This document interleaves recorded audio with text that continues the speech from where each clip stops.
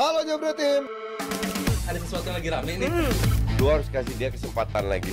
Di atas kertas lo semuanya harusnya menang. Ada bahasan yang paling ditunggu-tunggu. Barcelona semalam meraih kemenangan di laga melawan Rayo Vallecano, tim baru dari James Rodriguez, dan sang pahlawan Dani Olmo mencetak gol di menit ke-82. Gimana menurut Mas Aldi dan juga Rizal debut dari Dani Olmo ini? Mas Rizal. Debut dari Dani Olmo ya sesuai harapan ya. Okay. Sesuai harapan dia bakal ngasih impact dan dia juga bersyukur bisa didaftarin pada akhirnya dan bisa melakukan debut melawan Rayo dan dia langsung ngasih gol, dan menurut gue ini akan jadi pemandangan yang familiar lah bersama si Barcelona, si Olmo ini, karena gue cukup yakin dia punya statistik kemampuan di ya. kemarin ya 45 menit bermain, 3 tembakan, 1 gol dan 2 umpan kunci. Ya 82. ini sesuai yang diharapkan ya, walaupun gue masih yakin Barcelona akan merasakan kerasa kehilangan dari kepergian dari Gundogan, tapi gue bilang dengan kedatangan Dani Olmo, pemain yang versatile untuk mainin peran seperti Gundogan, main ngisi di kotak penalti atau menjaga untuk mensupport di lini tengah, gue rasa ini akan jadi pemain yang melengkapi di lini tengah Barcelona. Sekaligus juga bonusnya dia ini kan juga pemain yang bisa mencetak gol, walaupun bersama Leipzig dia bukan profil pemain yang bisa haus gol segala macam, tapi kita bisa dibuktikan ketika dia bermain bersama Spanyol, dia selalu bisa ngelakuin itu, dan gue harap versi yang bisa kita lihat di Spanyol itu di Barcelona adalah versi dia bersama timnas Spanyol. Tapi kalau untuk kemenangan Barcelona lawan Rayo kemarin sih ya shout out juga untuk Hansi Flick, dimana 3 kemenangannya itu kalau gue bilang hampir identik semua gitu. Kemenangan yang bukan convincing, bukan secara convincing banget ya gitu cara menangnya, tapi mereka tuh selalu bisa ngerespon. Udah 2 kali kalau nggak salah mereka ketinggalan duluan tapi selalu bisa membalikkan keadaan, dan gue bilang itu secara karakter susah loh ngebangun tim kayak begini untuk bisa comeback kayak begitu terus, dan gue bilang sih ini bakal harusnya sih Barcelona masih terus akan berkembang, walaupun secara kedalaman squad gue masih khawatir, Zuf. Oke, Mas Aldi gimana debut dari Dani Olmo? Iya, yang perlu kita ingat dulu, Barcelona adalah tim yang belum siap sepenuhnya. Oke. Lu kalau lihat benchnya, ini anak-anak muda doang isinya rata-rata gitu. Ada 5 sampai 6 pemain yang belum join juga, ada cedera dan lain-lain. Ini tim yang belum fit lah. Lu lihat pairing DM-nya deh. Siapa? Gua enggak pernah dengar itu namanya. Muda banget. Sepeninggalnya Gundogan juga benar. Ini tim bakal timpang. Cuman gua kaget juga kalau dalam 3 game awal ini dia kehilangan dulu, disjointed banget babak pertama, nggak ada link yang benar-benar enak. Ya Ferran Torres ya bukan pemain level Barcelona lah nih orang. Ini pemain yang apalagi dengan datangnya Dani Olmo, ya lu nyaman-nyaman lah di bangku cadangan karena bakal makin lama ada di bench warmer, nggak akan jadi starter. Oke, babak pertama gue udah bilang jelek banget, disjointed. Babak kedua dengan adanya Dani Olmo, Rafinya ke kanan, ke kiri, di kanan si Yamin Lamal, Lewandowski depan. Pedri dan juga Olmo ini bakal menjadi pemandangan yang menyenangkan buat fans Barcelona banget musim ini, karena 2 pemain ini nggak mungkin dijaga ketat. Olmo, Pedri, Lewandowski, Lamine Yamal. Rafinya bebas lalu mau ngapain di kiri gitu kan. Saat lu mau mengcover siapa? Lewandowski, bakal ada space yang ditinggalkan untuk Lamine. Di tengah juga demikian. Saat lu between the line-nya nggak rapi, lu memegang Olmo atau Pedri, ini bakal ada space. Karena keduanya karakternya nggak jauh beda, bisa bawa bola, bisa bawa ngegiring pemain lawan, dan saat pemain lawan digiring sama salah satunya, baik Pedri maupun Olmo bisa bawa bola masuk menjelang kotak penalti ataupun masuk kotak penalti atau lebih jauh lagi finish the chance. Jadi ini buat gua Barcelona minusnya 1 di DM. Oke, saat ada DM yang benar-benar mumpuni, wah sempurna udah Barcelona musim ini. Dan gue nambahin dari Bang Aldi, sebenarnya kalau ngomongin soal kayak tadi sih bikin situasi kayak gitu, dan itu udah dibuktikan sama Lamine Yamal. Gol-gol dia di pekan pertama dan kontribusi dia di pekan kedua itu kan golnya situasi kayak begitu gitu. Si Lamine Yamal bisa situasi 1 lawan 1 di area kanan dan dia ngelewatin, dan Lamine Yamal punya kemampuan untuk ngelakuin itu. Dia nyaman banget untuk main take on 1v1 kayak segala macam, dan dia bisa ngelewatin. Dan sekarang Yamal kan makin berkembang ya, kualitas dia bisa nembak dari jarak jauh dan itu bisa berbuah gol di pekan pertama. Dan gue bilang ini pemain yang masih akan sangat berguna ke Barcelona, tapi terlalu riskan kalau seandainya lu mempercayakan terus-menerus ke pemain yang muda. Masalahnya di Barcelona ini mudanya tuh muda banget semua. Si Lamine Yamal, Pau Cubarsí umur masih 17 juga.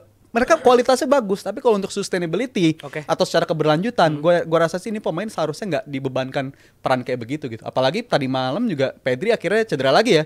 Main bagus tapi cedera lagi si Pedri, dan kemungkinan absen, dan Tadi Bang Ali udah nyinggung soal kedalaman skuadnya masih jadi tanda tanya, dan gue bilang kan soal DM mereka itu selalu jadi masalah lah. Mereka udah kehilangan Gundogan, walaupun Gundogan bukan posisi aslinya DM, tapi di musim lalu, di musim terakhir Xavi dia bisa ngisi posisi tersebut gitu. Dia mobile banget, di satu sisi dia main jadi DM, tapi timing dia masuk kotak penalti bagus, ya itu akan jadi sebuah kehilangan. Seandainya Pedri akan absen secara panjang, dan Xavi sendiri kan juga baru return musim ini setelah cedera panjang juga. Jadi menurut gue agak riskan langsung bergantung sama pemain muda dan juga pemain-pemain yang injury prone serta Gavi yang baru masuk lagi tapi efek abis cedera panjang itu yang parah juga cederanya. Oke, ngomongin soal Pedri ini, Mas Aldi, gimana nih? Ini kan pemain yang cukup kontribusinya harus dimaksimalkan juga sama Barcelona, tapi pemain ini sering banget cedera gitu. Ya apalagi musim lalu lah kita nggak bisa begitu banyak lihat Pedri karena pada akhirnya dia cedera mulu gitu. Cuman orang tahu apalagi pelatih Spanyol begitu dia kapanpun dia fit dia harus dimainkan karena dia memberikan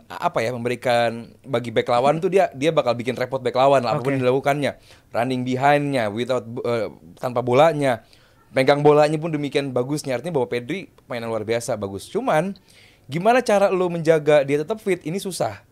Kalau lu bikin training load-nya dikurangin, pemain bakal gampang capek. Tapi saat lu naikin training load, pemain bakal lebih riskan cedera.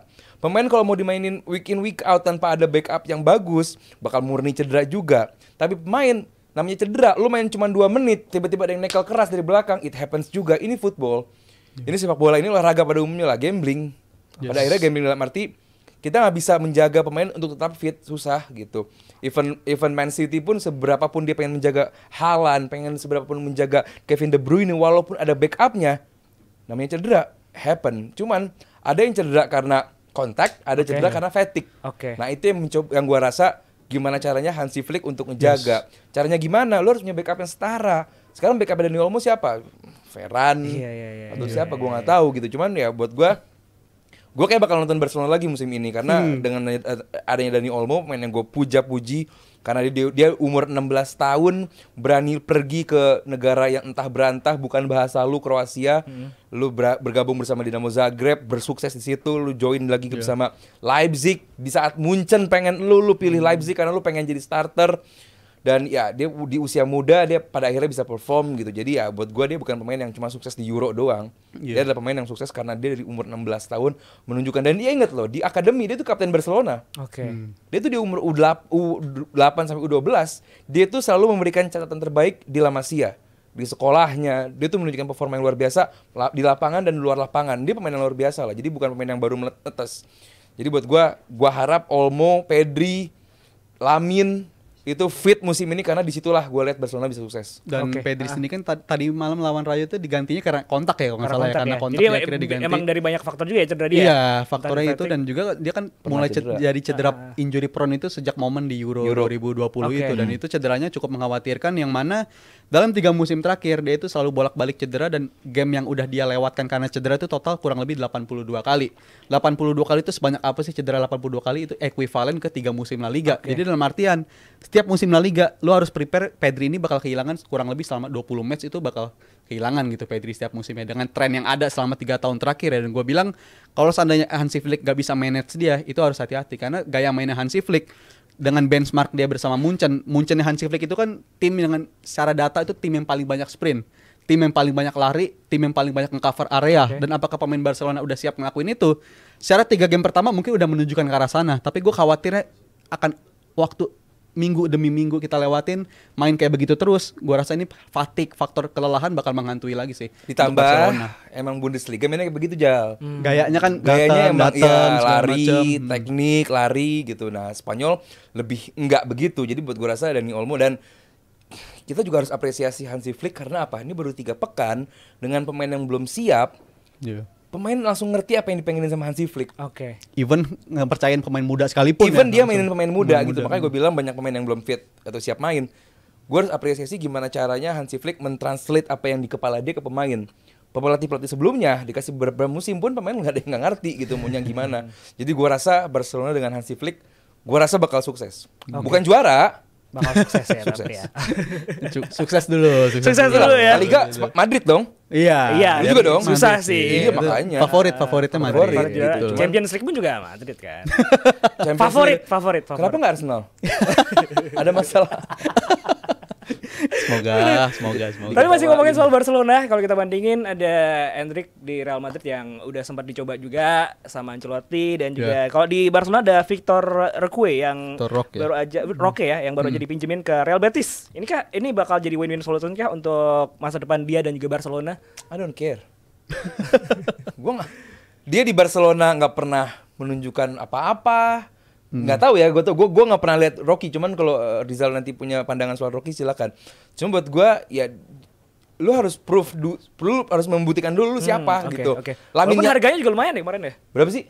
Di atas harganya 20-an ya, 30-an. 20-30 jutaan untuk Brazil dengan overhype kayak gitu biasa lah gitu. Biasa, udah sering terjadi. Udah sering terjadi lah, itu bukan hal baru.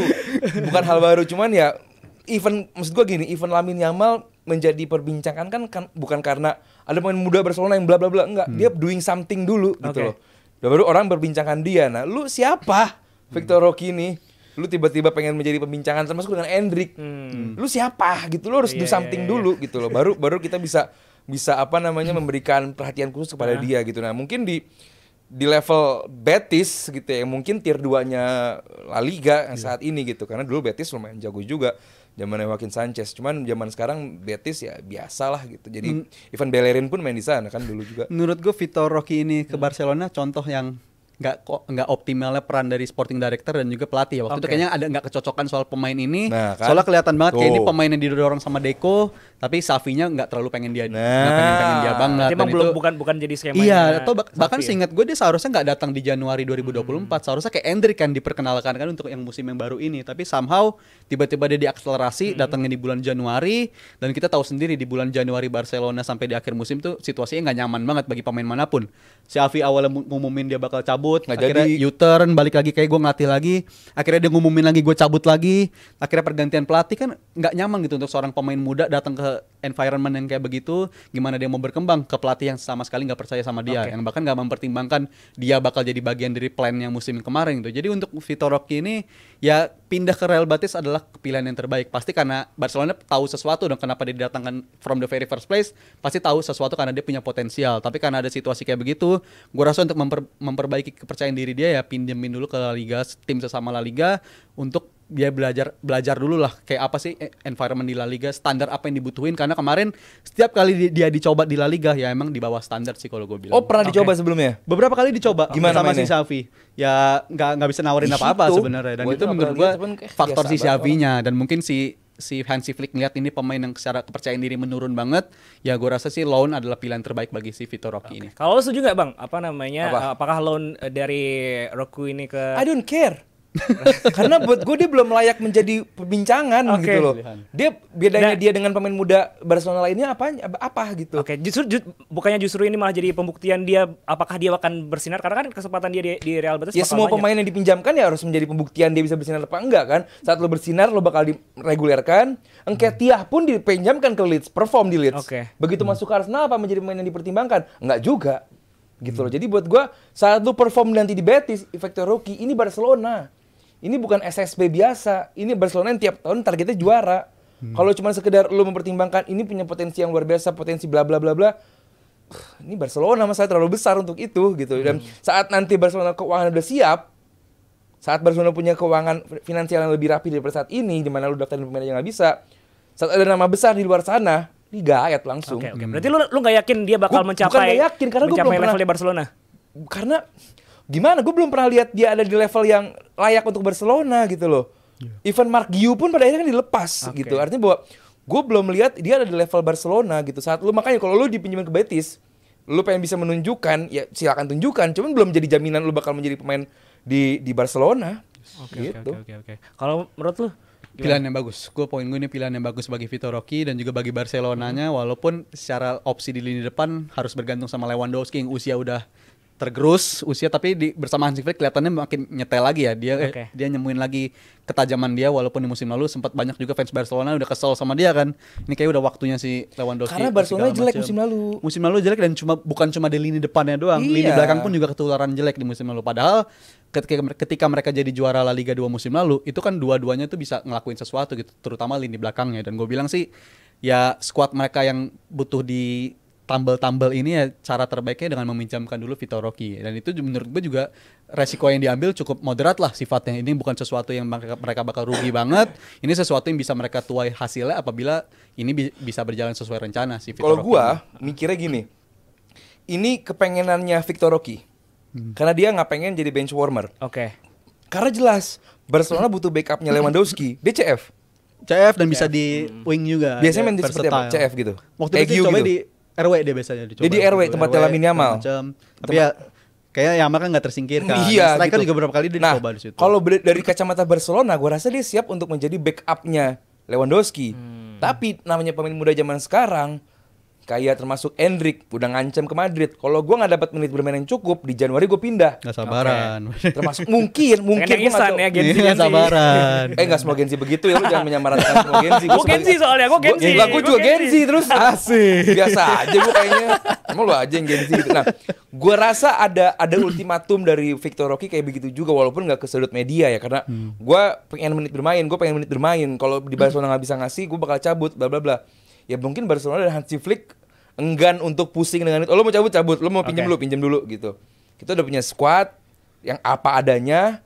Kalau lu pengen join dengan tim ini, siap dengan tim ini, lu jadi benchnya backup dari seorang Lewandowski, siap, ayo. Kalau lu pengen loan, nih ada Betis yang pengen, lu ambil deh. Gitu. Jadi buat gua rasa ini bukan sebuah development space dari Barcelona, ini murni karena Vitor Roque-nya aja yang pengen menit bermain. Jadi gua nggak ngerti tuh gimana Rizal menganalisa ini sebagai langkah bagus bagi Vitor Roque. Oke. Jadi gimana menurut Jebret Tim? Apakah terutama fans Barcelona ini, apakah kalian percaya diri di musim ini? Apakah Barcelona juga akan sukses bersama Flick? Dan yang pasti buat Jebret Tim jangan lupa untuk voting nominasi-nominasi yang ada di Santini Jebret Media Awards 2024. Bisa banget. Cara-caranya tinggal ikutin ini ya. Bisa akses di jebretmedia.com. Jangan lupa. Oke. Ini periode votingnya dari 26 Agustus sampai 25 September 2024. Jadi pokoknya jangan lupa voting dan kita akan kembali sesaat lagi. Halo Jebret Tim. Ada sesuatu yang lagi rame nih. Lu harus kasih dia kesempatan lagi. Di atas kertas lo semuanya harusnya menang. Ada bahasan yang paling ditunggu-tunggu.